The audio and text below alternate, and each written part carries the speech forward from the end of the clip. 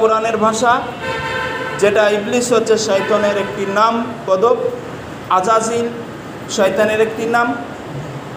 এইভাবে এই শব্দগুলো আছে। আর খিনজির মানে শুকর, শুকরের গোশত খাওয়া হারাম। কাজে খিনজির করলেও নেকি আছে যদি সেটা কোরআন মাজিদ থেকে সরাসরি পড়েন। শুধু খিনজির পড়লে নেকি পাবেন না, শায়াতিন পড়লেও নেকি পাবেন না। কিন্তু কোরআন থেকে আপনাকে সরাসরি ওর আগে পিছের শব্দগুলো, আয়াতগুলো পড়তে হবে, তাহলে আপনি নেকিতে পরিপূর্ণ হবেন। গুনার আমলনামায় যাই থাকুক, নেকির আমলনামা আপনার বাড়তে থাকবে। অর্থাৎ নেকির কাজ নেকি হবে, গুনার কাজ গুনাহ বাড়বে যদি সেই কাজগুলো করা যায়। সম্মানিত মুসল্লিকরাম, তাহলে আমরা বলছিলাম জানাজার ক্ষেত্রে মাটি দেওয়ার ক্ষেত্রে অবশ্যই বিসমিল্লাহ বলেই মাটি দিব। শেষে আল্লাহুম্মা গফিরলাহু ওয়ারহামহু ওয়া সাব্বিতহু বলবো, বাস। আর মিনা খালাকনাকুম এটা বলার প্রয়োজন নাই। ইন্নী ওয়াজহাতু এটা সালাত শুরু আগে বলার প্রয়োজন নাই, এটা সানার ভিতরে এসেছে। সানা হিসেবে এটা তাকবীরে তাহরিমের পরে আল্লাহু আকবার বলার পরে আপনি বলতে পারবেন, বাস। এটা হচ্ছে নিয়ম। এছাড়া আপনার অন্যান্য ক্ষেত্রে যেখানে বলার ইঙ্গিত নাই, যেখানে বলার প্রয়োজন নাই, যেখানে বলার দলিল নাই, সেখানে সেটা বলতেও হবে না। গোসলখানায় বা বিশেষ করে বাথরুমে প্রবেশ করলে আল্লাহুম্মা নাউযু বিকা মিনাল খুবুসি ওয়াল খাবাইস এটাই বলতে হবে। বের হওয়ার পরে গুফরানাক এটাই বলতে হবে। তার একটি বড় দোয়া চাপিয়ে দেওয়া হয়েছে, আলহামদুলিল্লাহিল্লাযী আযহাবা আন্নিল আযা ওয়া আফানি। এটা সহি সনদ নাই, অতএব আপনার উচিত হচ্ছে সহজটাকে গ্রহণ করা। গুফরানাক, আল্লাহ আমাকে ক্ষমা করুন, আল্লাহ আপনাকে ক্ষমা করুন, আল্লাহ আমাদের সবাইকে ক্ষমা করুন। গুফরানাক বলতে হবে বের হওয়ার পরে। আর ঢোকার আগে বলতে হবে আল্লাহুম্মা নাউযু বিকা মিনাল খুবুসি ওয়াল খাবাইস। ভাত খাওয়ার আগে বলতে হবে বিসমিল্লাহ, ভাত খাওয়ার শেষে বলতে হবে আলহামদুলিল্লাহ। তারপরে আল্লাহুম্মা বারিক লানা ফি ওয়া আতিমনা খায়রাম মিনহু এটা বলতে পারবেন যদি মুখস্থ থাকে। মুখস্থ করে নেওয়াটাই হলো উত্তম। আল্লাহুম্মা বারিকলি ফিহি ওয়া আতিমনি খায়রাম মিনহু, হে আল্লাহ এই খাবারের মধ্যে আপনি বরকত দান করুন এবং এর চাইতে আমাকে উত্তম খাবার দিন। মেহমানের বাড়ি আপনি গেছেন, শেষে বলতে পারেন আলহামদুলিল্লাহিল্লাযী আল্লাহুম্মা আতঈম মান আতআমানি। সমস্ত প্রশংসা সেই মহান আল্লাহর জন্য।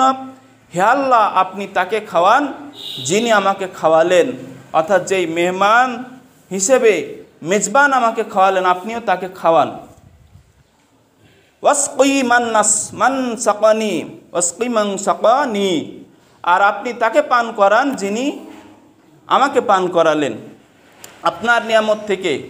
তাহলে অন্তত এই ছোট্ট দোয়াটি বলবেন মেহমানের বাড়ি খাওয়ার পরে, আল্লাহুম্মা আতঈম মান আতআমানি ওয়াসকি মান সাকানি, আল্লাহুম্মা আতঈম মান আতআমানি ওয়াসকি মান সাকানি, আল্লাহুম্মা আতঈম মান আতআমানি ওয়াসকি মান সাকানি। সম্মানিত মুসল্লিকরাম, এইভাবে প্রত্যেকটার ক্ষেত্রে আমাদের বিধান জুড়ে দেওয়া হয়েছে। এক গিলাস পানি খেতে যে নিয়মগুলো হয়েছে 5টি, যে বসে পান করতে হবে, দাঁড়িয়ে পান করা যাবে না, দাঁড়িয়ে শয়তান পান করে বা খায়। বাম হাতে খাওয়া যাবে না, ডান হাতে পান করতে হবে, কারণ বাম হাতে শয়তান খায়। তারপরে হলে এক নিঃশ্বাসে পান করা যাবে না, 3 নিঃশ্বাসে পান করা যাবে এবং নিঃশ্বাস পানির ভিতরে ফেলা যাবে না। বিজ্ঞানও কঠোর নিষেধ করেছেন, আল্লাহ কঠোর নিষেধ করেছেন, রাসূল সাল্লাল্লাহু আলাইহি সাল্লাম কঠোর নিষেধ করেছেন যে পানির ভিতরে নিঃশ্বাস ফেললে আপনার কার্বন ডাইঅক্সাইড গ্যাস ওই পানিতে মিশ্রিত হয়ে বিষাক্ত হয়ে যেতে পারে, যার ফলে আপনার শ্বাসকষ্টের অথবা শ্বাসনালী ফুসফুসের কি সমস্যা হবে। বিরাট বড় এটা একটি রোগ থেকে আরেকটি রোগ, বিভিন্ন রোগে ছড়িয়ে পড়বে। এই জন্য কী করতে হবে না, পানির ভিতরে নিঃশ্বাস ফেলা যাবে না। আরেকটি নিয়ম হলো কি, যে আপনাকে বিসমিল্লাহ বলে পান করতে হবে। বিসমিল্লাহ ছাড়া পান করা যাবে না। কোনো মুমিন ব্যক্তি যদি ভুলে যায়, ভিন্ন কথা, মনে থাকা পর্যন্ত তাকে বিসমিল্লাহ বলেই আল্লাহর নামে শুরু করতে হবে। এটি হচ্ছে পানি পান আগের 4টি নিয়ম। পরে একটি হচ্ছে আলহামদুলিল্লাহ শেষে। এই 5টি নিয়মে আপনাকে পানির বিধান ইসলাম বেঁধে দিয়েছে। এই 5টি নিয়মে পান করলে আপনার শারীরিক অবস্থা, ফুসফুসের অবস্থা, যকৃতের অবস্থা, পিত্তথলি, পাকস্থলী এবং পেটের যত রকম পার্টস রয়েছে সব কিছুর ক্ষেত্রে পরিপূর্ণ আল্লাহ তাআলা আপনাকে সুস্থতার সহিত এই পান করার ব্যবস্থা করবেন এবং আপনাকে সুস্থ রাখবেন ইনশাআল্লাহ। বাহ্যিক বা মাঝে মাঝে যেগুলো অসুখ হয়, শারীরিক কোনো ত্রুটির কারণে সেগুলো হয়ে থাকে বা আল্লাহ তাআলা দেন। সম্মানিত মুসল্লি কিরাম, তাহলে আমাদেরকে এই নিয়মগুলো ফলো করতে হবে। আল্লাহ এবং তার রাসূল সাল্লাল্লাহু আলাইহি সাল্লামের বেঁধে দেওয়া নিয়মটাই আমাদেরকে মেনে চলতে হবে। অন্য কোনো নিয়ম, মানবরচিত নিয়ম ফলো করা যাবে না। কোরআন যেটা বলছে, হাদিস যেটা বলছে, এটাই চূড়ান্ত। মহান আল্লাহ তাআলা আমার আপনার জীবনের উৎসর্গ করা অনেক কিছু দান করেছেন। তার মধ্যে আল্লাহ তাআলা বলেছেন, কুল ইন্না সলাতি ওয়া নুসুকি ওয়া মাহইয়ায়া ওয়া মামাতি লিল্লাহি রাব্বিল আলামিন। হে রাসূল, আপনি বলুন, নিশ্চয় আমার সালাত, আমার জীবন, আমার মরণ, আমার কুরবানি সব কিছু বিশ্ব জগতের প্রতিপালক মহান আল্লাহ তাআলার জন্য।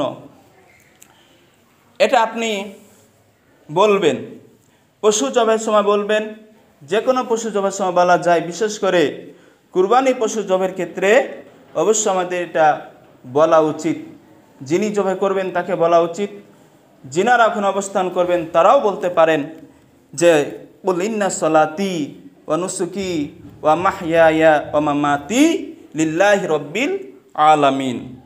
এই জন্য আলেমদেরকে জবের সময় ডাকা হয়, কারণ তো তারা তো অনেক দোয়া জানেন না। তাহলে কিছু না জানলো অন্তত বিসমিল্লাহ আল্লাহু আকবার জানেন, এটা তো বলবেন। এটা না বললে আপনার কুরবানি পশুর গোশত হালাল হবে না, সম্পূর্ণ হারাম হয়ে যাবে। তারপর আপনি বলবেন, আল্লাহুম্মা তাকাব্বাল মিন্নি ওয়া মিন আহলি বাইতি। হে আল্লাহ, কুরবানি আমার পক্ষ থেকে কবুল করুন, আমার পরিবারের সকল সদস্যদের পক্ষ থেকে কবুল করে নিন। এটাই রাসূল সাল্লাল্লাহু আলাইহি ওয়াসাল্লাম বলতেন, আল্লাহুম্মা তাকাব্বাল মিন্নি ওয়া মিন আহলি বাইতি। আমার পক্ষ থেকে এবং আমার পরিবারের পক্ষ থেকে এই কুরবানি কবুল করে নিন। তাহলে এটা আপনি বলবেন। অন্তত বাংলাটা বলবেন যে আল্লাহ, এই কুরবানি আমার পক্ষ থেকে কবুল করুন, আমার পরিবারের পক্ষ থেকে কবুল করুন। কেমন কৃপণ নাই যে শুধু স্বার্থপরের মতো বলবে যে আমার পক্ষ থেকে কবুল করুন, মানে পরিবারকে বাদ দিয়ে। তার মানে পরিবারকে গোশত খেতে দিবে না নাকি? তো বিষয়টা তেমন না, গোশত খেতে